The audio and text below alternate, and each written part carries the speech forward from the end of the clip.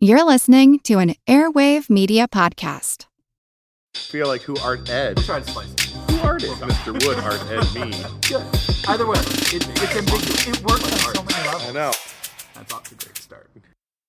Welcome to Who Arted, weekly art history for all ages. I'm your host, Kyle Wood, and today we're going to be looking at James McNeill Whistler. James Abbott McNeill Whistler was born on July 11th, 1834, in Lowell, Massachusetts.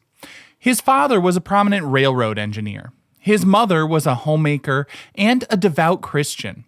This combination of practical, worldly father and a pious, cultured mother would shape Whistler's personality and his art throughout his life.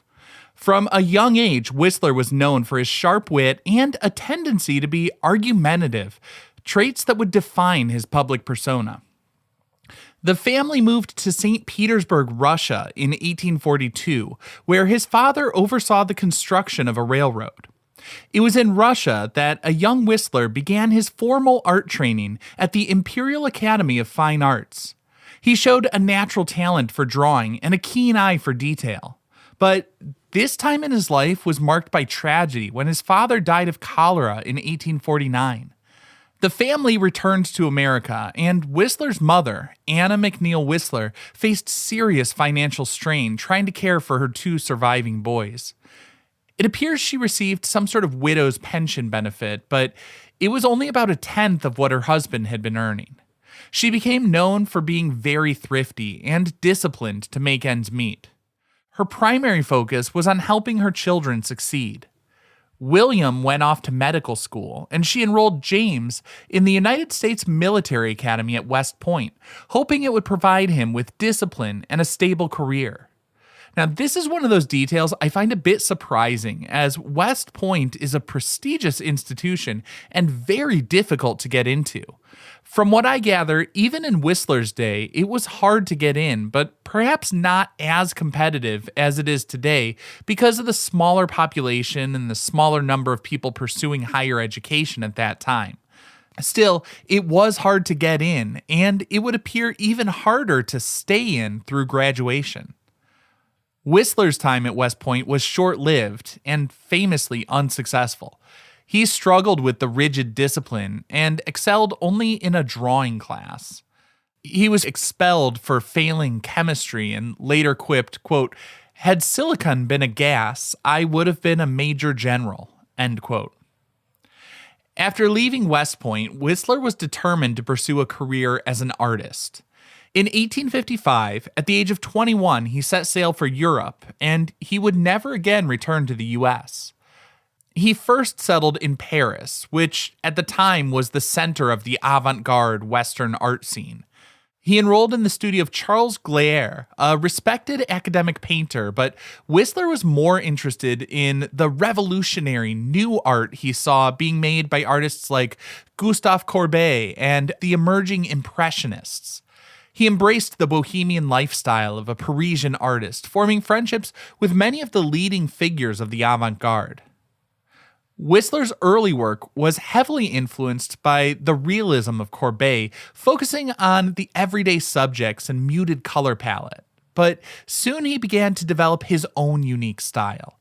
He became a leading figure in the aesthetic movement, which championed the idea of art for art's sake. For Whistler and others in the aesthetic movement, the primary purpose of art was to be beautiful and to provide a sensory experience rather than tell a story or convey a moral message. This was a radical departure from the traditional academic hierarchy that prized historical and allegorical paintings loaded with symbolism. This belief in the purely aesthetic power of art is most evident in the titles he gave his works. He often referred to his paintings as arrangements, symphonies, or nocturnes, deliberately drawing parallels between painting and music. He wanted viewers to appreciate his paintings for their formal qualities, the harmony of colors, the balance of shapes, and the overall composition, much the same way you appreciate a piece of music for its melody and rhythm. In 1859, Whistler moved to London, which would be his primary home for the rest of his life. He continued to refine his artistic vision, creating a series of stunning paintings of the River Thames at night, which he called his nocturnes. These paintings were highly atmospheric and abstract for their time, capturing the misty, industrial beauty of London in a way no other artist had done before. Now, the fact that Whistler was doing things that others hadn't done before, he had somewhat radical ideas for the time, combined with an outspoken nature. All of this brought him into conflict with the conservative Victorian art establishment. Famously, in 1878, he brought a libel suit against the influential art critic John Ruskin. Ruskin had viewed Whistler's painting Nocturne in Black and Gold, The Falling Rocket, and in a scathing critique, he accused Whistler of, quote, flinging a pot of paint in the public's face, end quote. Now, Whistler felt like his reputation and his livelihood were at stake, so he sued Ruskin for libel. The resulting trial was a big public spectacle, pitting the traditional art world against the emerging modernists. When asked in court how he could justify charging 200 guineas for a painting that took him only a day or two to create, Whistler famously replied, quote, "I ask it for the knowledge of a lifetime," end quote. And I think this is a really big insight to be mindful of as we value not just art, but anyone's labor. While the task might appear effortless when carried out by a skilled professional, that skill comes as a result of years of study and practice. Although Whistler technically won the case, the judge awarded him only a single farthing in damages, and the legal costs bankrupted him. The trial, though, solidified his image as a rebellious and forward-thinking artist who was willing to fight for his principles. So financially, it may have been a bit of a Pyrrhic victory, at least in the short term, but probably a fairly big win for his reputation in the long term.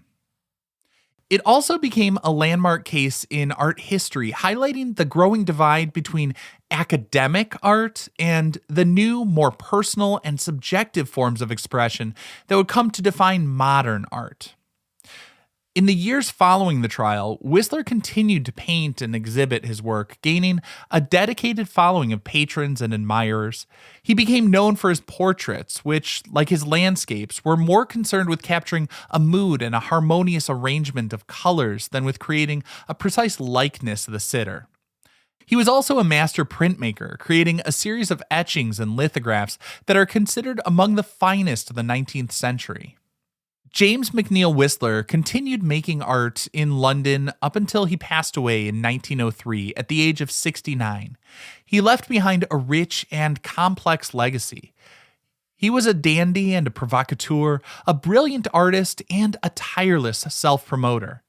His insistence on the primacy of artistic vision and his belief in art for art's sake had a profound influence on generations of artists and helped pave the way for the abstract art of the 20th century.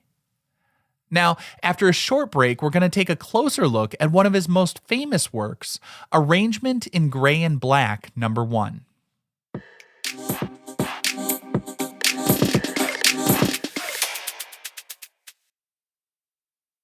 Welcome back. Today we're looking at James McNeill Whistler and his famous painting, Arrangement in Gray and Black, No. 1. Although you probably know this painting by its more popular title, Whistler's Mother. Painted in 1871, it's oil on canvas and rather large. It's about 56.8 by 63.9 inches. The painting depicts Whistler's mother, Anna McNeill Whistler, sitting in profile in a sparsely decorated room. She's wearing a simple black dress and a white lace cap.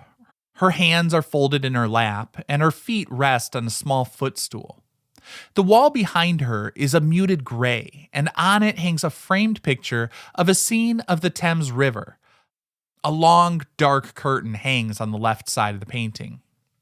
Interestingly, despite the popular name, Whistler initially didn't plan to paint his mother. He had originally arranged for another model to pose for him, but when the model failed to show up, his mother offered to take her place. The pose, though, was not a comfortable one to hold for long periods. The original plan was for his mother to stand, but her age and frailty just made that impossible. So he had her sit. The result is this serene and dignified portrait we see today. The painting was met with a mixed reception in London, but when it was exhibited in Paris, it was hailed as a masterpiece and was eventually purchased by the French state for the Musée de Luxembourg, a rare honor for a foreign artist. Whistler was adamant that the painting should be appreciated for its formal qualities, not for its sentimental value as a portrait of his mother. In his book, The Gentle Art of Making Enemies, he wrote, quote, "To me, it's interesting as a picture of my mother. But what can or ought the public to care about the identity of the portrait?" End quote. He wanted the viewer to see it as an arrangement in gray and black, a study in the subtle harmonies of these two colors. The composition is a carefully balanced arrangement of rectangular and triangular shapes, creating a sense of order and stability.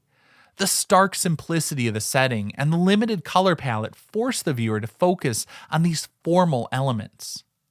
But despite Whistler's intentions, it's impossible to separate the painting from its subject. The portrait is a deeply moving depiction of old age and maternal dignity. The somber colors, the quiet, contemplative pose, all evoke a sense of tranquility and introspection. The black of the dress can be seen as a symbol of mourning. Anna Whistler was a widow, but we also see this sense of strength and resilience. The white cap and cuffs provide a stark contrast, and some see suggesting purity and grace. The picture on the wall is one of Whistler's own etchings of the Thames. It's a subtle and personal touch connecting the artist to the subject in a tangible way. Arrangement in Gray and Black, number 1, has become one of the most famous and recognizable paintings in the world. It's been parodied and reproduced countless times in pop culture. During the Great Depression, the painting was marketed as a symbol of American motherhood, and it toured the country, drawing huge crowds. The United States Post Office even issued a stamp featuring the image with the slogan, "In memory and in honor of the mothers of America." Like most great paintings, I think this one's a hit because it works on multiple levels. We have the beautiful aesthetic qualities that Whistler was so focused on, but also there is a genuine sentimental appeal. While Whistler would likely have been horrified by the way his arrangement has been transformed into this tribute to motherhood, there's no denying the painting's profound emotional resonance. It's a work that manages to be both a radical experiment in modern art and a timeless, universal portrait of a mother's love. It's an interesting testament to the genius of Whistler's painting that, on some level, even Whistler didn't appreciate, that he could create a work of such formal rigor and emotional depth at the same time. A painting that continues to captivate and move audiences more than 150 years after it was created.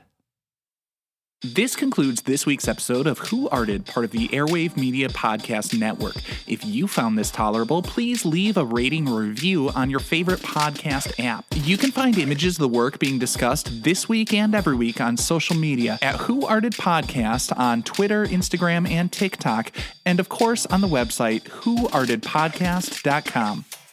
Podcast done.